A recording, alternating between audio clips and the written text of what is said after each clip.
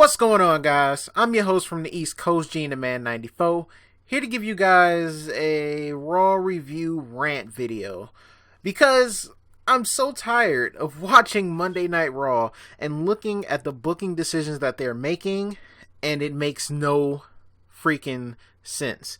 It doesn't. The booking decisions in this show are just crazy. I have a bone to pick, not only with WWE, but with wrestling fans as well, because there's just a lot of hypocrisy going on and a lot of just terribleness going on in the WWE. Now let's start talking about a few things. Let's talk about their booking decisions. Brock versus Goldberg. Okay, fine. I enjoyed the match. I enjoyed Brock getting squashed, but at the same time, it didn't make any sense. Sure, Brock is probably going to screw over Goldberg in the Royal Rumble because he declared to be in the Royal Rumble, but at the same time, nobody can get the rub from 3 to 4 years of building up Brock Lesnar as this unstoppable beast who could only lose if people used weapons against him or when Taker choked him out, and he didn't even tap out, he passed out. So it had to be very drastic for Brock Lesnar to lose a match, and he won majority of his matches. Or unless he lost like a triple threat match in which he wasn't involved in the decision in any type of way. But other than that, you go one-on-one with Brock Lesnar, 9 times out of 10 you're getting killed. But Goldberg killed him in 1 minute and 26 seconds, and nobody can now get the rub from Brock Lesnar.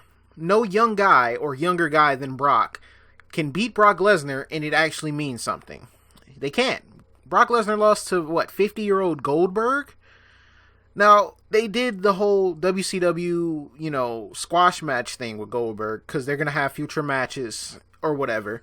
But at the same time, now everything loses credibility. The Undertaker's undefeated streak at WrestleMania, that loses credibility.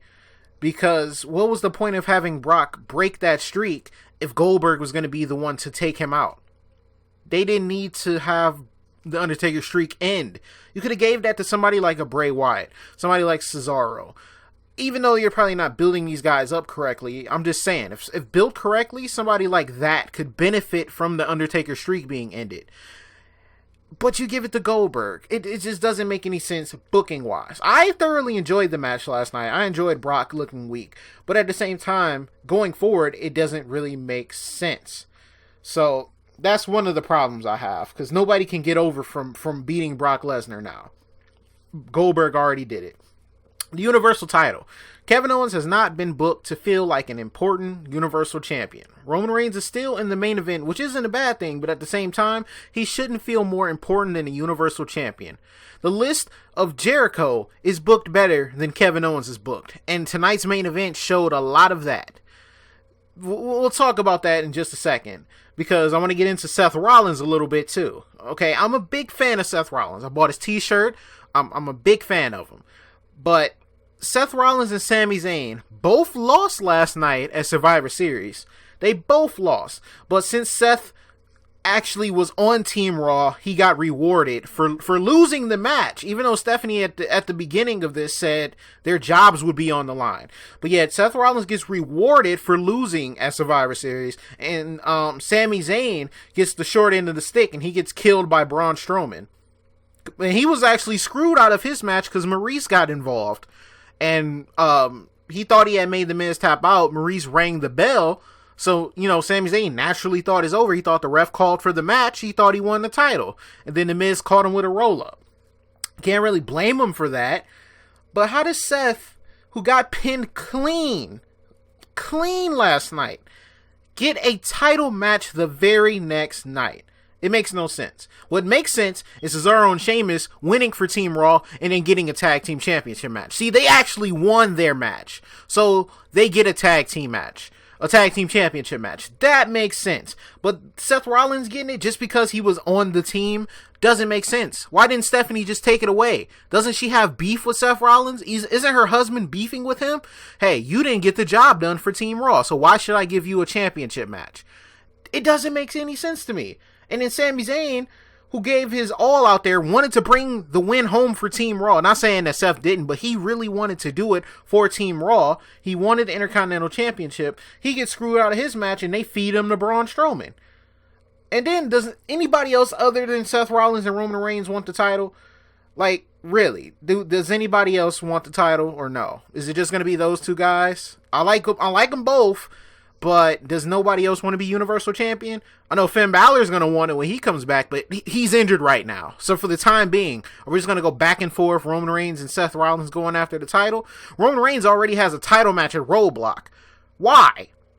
He's the United States Champion. Shouldn't he be defending that title? Shouldn't he be focused on that? Like, okay, John Cena had one match for the WWE World Heavyweight Championship, but he lost that. And then Seth became the United States Championship, the United States Champion off of that. And that helped Seth Rollins out. Not only did he beat John Cena at a major pay-per-view like SummerSlam, but he became the first ever WWE World Heavyweight Champion and United States Champion at the same time. So it helped him out. It made sense. But Roman Reigns is what, 3-time world champion? Why is he still going for the... Nobody else wants it? Literally, nobody else. Why doesn't Braun Strowman want it? Braun Strowman can't be stopped. Who's going to stop him from taking that title? Chris Jericho probably is eventually going to turn on Kevin Owens. They almost did it tonight, but it didn't actually happen. So he doesn't want the title yet, apparently. But I just don't understand the booking decisions that WWE does sometimes. So Seth did have the match. We might as well talk about it. Him and Owens. It was a fine match. Nothing really, too much to be down on it about. They did have like too many commercial breaks, and I felt like that took away from the match a little bit because, it's a very important match. No disqualification and for the Universal title. So you would think that it would limit to one commercial break. Do a commercial break while they're doing their entrances or something if you got to get in 2 of them. But to have 2 of them during the match and we miss important parts of it just to see them on replay, it takes away from the credibility of the match and just the spectacular parts of the match.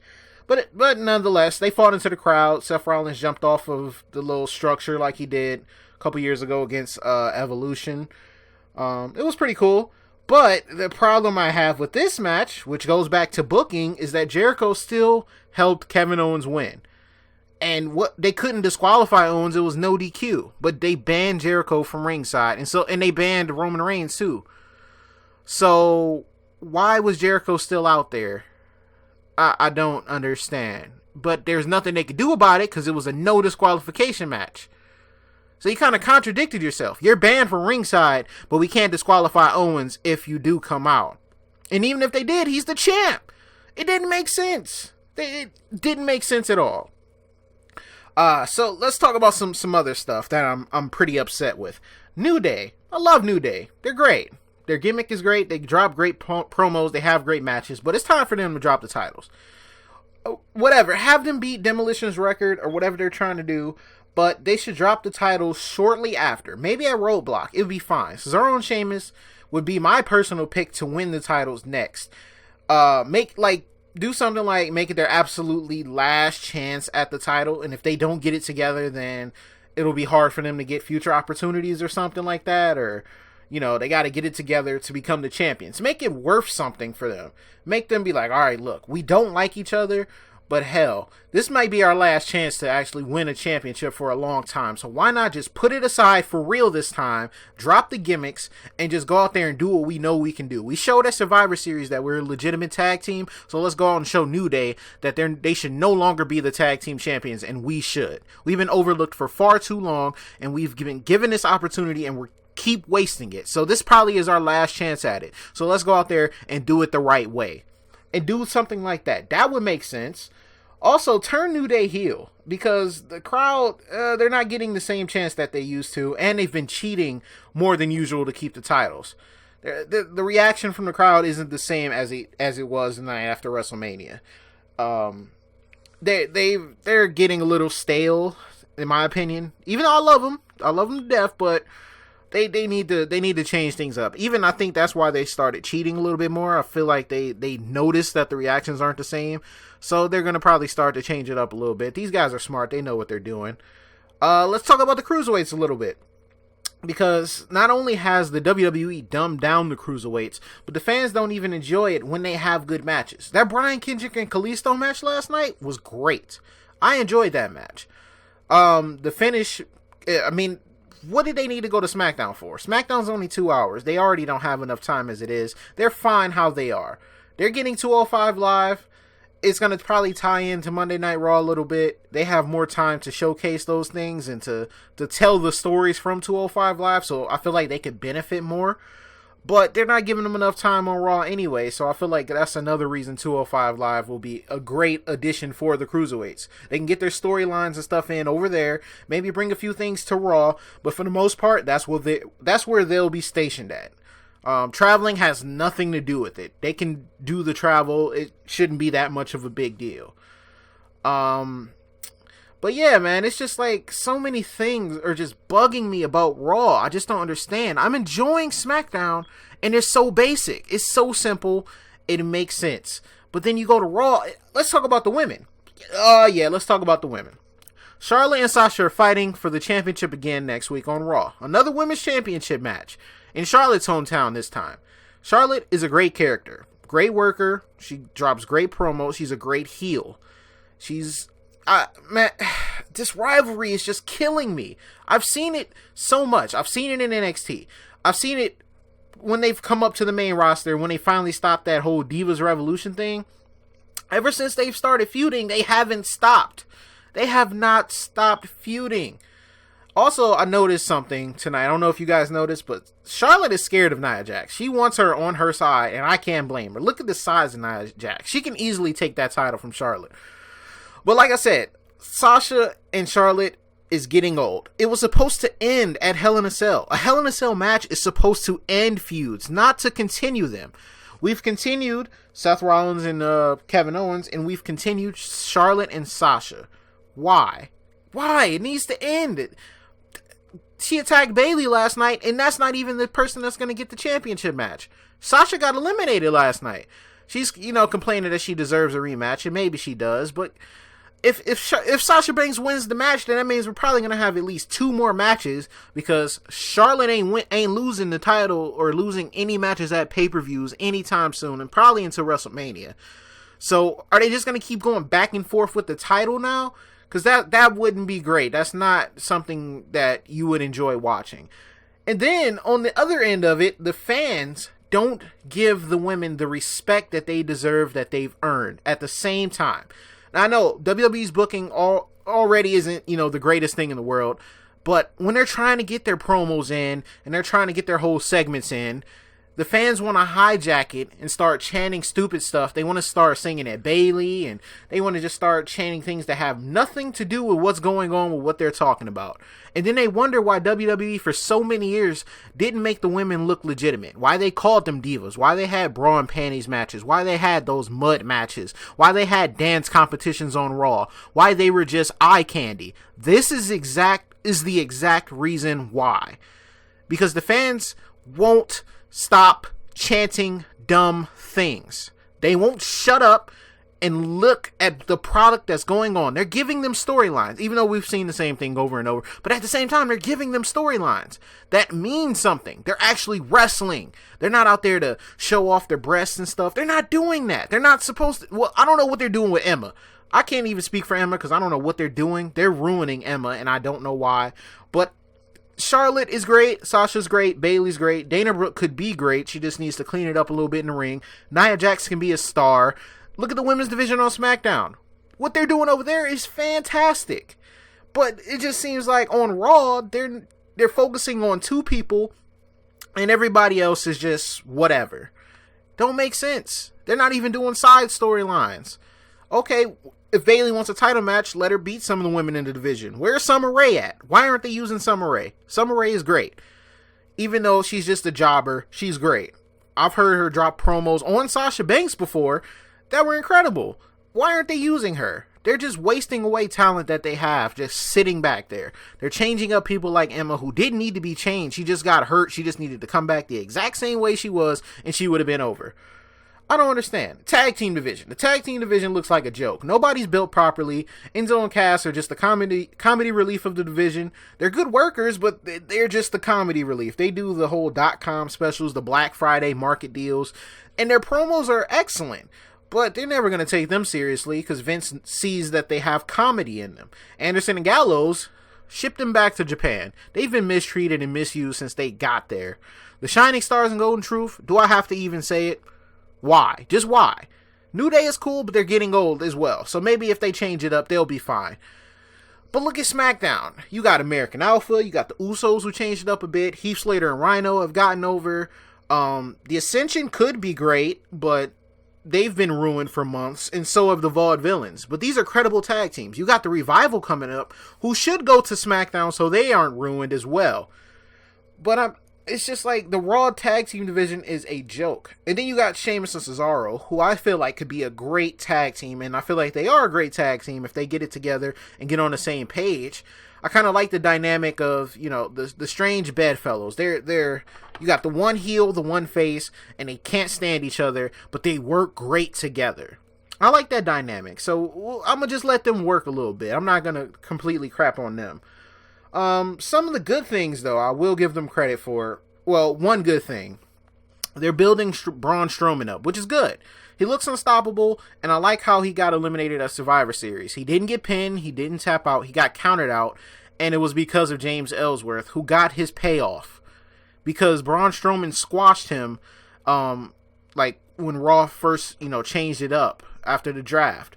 He got squashed, and, SmackDown took him in, turned him into something or whatever, and he signed to the WWE now. He was the mascot for Team SmackDown, and he helped them eliminate somebody. He died and paid the price for it afterwards after he got thrown off the entrance ramp, but at the same time, Braun Strowman got eliminated, but he got protected too. He didn't get pinned, he didn't get submitted, he didn't look weak. He looked strong. And he went out looking strong. So that's fine. So that's something I noticed that they're building up, which is cool. But it's just like, you got negative things like Sami Zayn getting picked on for no reason, but Seth Rollins getting rewarded. And they both lost. Clean or not, they both lost. Seth Rollins gets rewarded. Sami Zayn gets punished. Now let's talk about the fans a little bit. Yep, you fans. Some of you fans are getting on my nerves as well. The Roman Reigns bashing, when he does really nothing wrong. Now, I know sometimes the WWE does bad booking with him, which goes back to their booking being terrible at points. But sometimes it's not necessary to boo him. But at the same time, I know making him look more important than the Universal Champion is bad. Sure, maybe he needs to change up his look a little bit. Get rid of the shield vest. Get rid of the music. But at the same time, when they do shield spots, you fans mark out for it and go crazy like I do. But I'm not sitting here bashing Reigns. You guys love it when he ooh-ahs and goes up for the powerbomb. You guys don't hate that. You just hate it when he's by himself. But yet he puts on great matches. He's not a bad promo. And he's not doing anything wrong. You guys just want to boo him because it's the fun thing to do. Like the Ty Dillinger chant. Most people don't even know who Ty Dillinger is. They just saw the fans chanting 10, and hey, let's be like everybody else and start chanting 10. If you understand Ty Dillinger, then it makes sense. But if you don't, then stop chanting 10 if you don't understand it. Like the whole weekend, just 10. Everything was 10. And that's fine. I enjoyed it. It was something different. It was a different chant. It wasn't the "this is awesome" chant. I'm tired of that chant. Or the "we are awesome" chant. It wasn't none of that. It was for Ty Dillinger, which was cool. But if you didn't understand it, then you shouldn't have been chanting it. Another thing, trying to hijack matches so people can't get over. WWE notices that. They notice that. Yes, you paid your money for your ticket. You can chant how you please. But at the same time, don't be ignorant when they're trying to do important segments. Like I said, the women's segments. And everybody cried for them to be relevant. Now they're relevant and you still want to crap on them. They can't finish their segments out. Other segments they're trying to do with the cruiserweights, you guys are absolutely quiet on. Because why? I don't know. Sure, they're not introducing the cruiserweights the right way. But people like Brian Kendrick and Cedric Alexander and TJ Perkins, Rich Swann, they're actually out there doing what they can to get over, and the crowd isn't even giving them a chance. So I don't understand. You got people out there who are giving it their all and actually want to go, and you're ruining it because, oh, well, it's not Daniel Bryan, so I'm not going to chant for him, or it's not Goldberg, so I'm not going to chant for him. It's not Brock Lesnar. Really? You're not giving nobody else a chance but these guys. Really? It makes no sense. You want WWE to build new stars, yet you guys get excited for matches like Brock Lesnar versus Goldberg and, when The Rock comes back. The Rock ain't safe when he comes back too. Well, even The Undertaker as well. I know these guys are all legends. They're all going into the Hall of Fame one day. But once they're gone, what do you have left if you don't want them to build new stars? Yeah, you say people like Cesaro. They're trying with Cesaro now. They're trying to do stuff. Sami Zayn, I don't really understand that. I don't know what their beef with him is. I don't know who he's pissed off backstage. But he's not looking too great. Kevin Owens isn't looking credible as a champion, even though he is a heel. Like, people like Edge and Triple H and, CM Punk, when they were heels, yes, they cheated to win. That's part of getting your heat in. They take the chalk. They get out of the ring. They run away from situations. Fine. But they actually did win matches when it mattered most sometimes. They've gotten clean wins before. That's another way to get heat. Having them win cleanly. If you just expect somebody to be, just win unclean all the time, get a dirty win, then you're going to get so used to it that it won't matter if they win a clean match or not. Or you're not going to expect it. You're not going to expect them to win clean. So if they do win clean, you're like, dang, a heel won a clean match? Like, clean, they didn't have no help at all? It's going to bring legitimacy to them as champions. They can win clean once in a while, and it won't be bad for them. It'll actually help develop their character even more. But, I don't know. WWE doesn't know what they're doing sometimes. And then it's like I said, when they're trying to get behind people, and people crap on them, like they'll call Kevin Owens fat, or the cruiserweights are vanilla midgets. But these guys are good workers. But guys like Finn Balor, who I think is great, but he's not special. Because he changes into the Demon Finn Balor and does the exact same moves he does when he's just regular Finn Balor. While I like it, I like the Demon character, I like the face paint, I'm a fan of Finn Balor, I don't see how he's so special. I don't. How is he any different from Roman Reigns? He's not a better promo than Roman Reigns is. Okay, yeah, he does more flashy moves than Reigns does. But I think the art of technical wrestling has been lost. You guys love people like Chris Benoit and Eddie Guerrero who would wrestle that type of match. But now it's just like, when you see somebody get down and dirty and actually have a physical type of match, you hate it. Oh, this is boring because they're not jumping off the top rope every 5 seconds. You're not going to have that all the time. And then you have the cruiserweights who do it and you don't even give them a chance. So what do you really want? Please, I want to know what you guys really want. Because you'll say you want building new stars. They'll try to build new people. You crap on it. Or you'll be hypocrites about it and be like, oh, we hate Roman Reigns, but we love Seth Rollins. Roman Reigns is being shoved down our throats. So you're telling me Sasha Banks and Charlotte aren't getting shoved down your throats? How many months consecutively have they been feuding now? I don't even remember because it's been so long. You can't tell me they're not being shoved down your throats and you're just loving it. You're just loving it. But yet, if Roman Reigns were to win the title or have a title match tonight on Raw, oh, they're shoving Roman Reigns down our throats. But how many matches has Seth Rollins had for the championship over the past couple of months as well? When's the last time he won an important match? He lost inside Hell in a Cell. He lost to Finn Balor at SummerSlam. He lost to Dean Ambrose on the, what was that? I forgot. The final match they had before the brands actually split. I think that was it Smackdown? Or something like that. I don't know. Whatever pay-per-view it was. And then the pay-per-view, I think it was like Clash of Champions or something. I forgot. He's been losing as well. So what did he get a title match for? Really? What did he get a title match for? It doesn't make sense. Nothing makes sense. The fans don't make sense. WWE doesn't make sense. Absolutely nothing's making sense right now. I wish somebody could make some sense for me because this is very confusing. I don't know what the WWE is doing. I don't know what the fans expect from them or actually want from the actual wrestlers. But it's going downhill and very fast on Raw.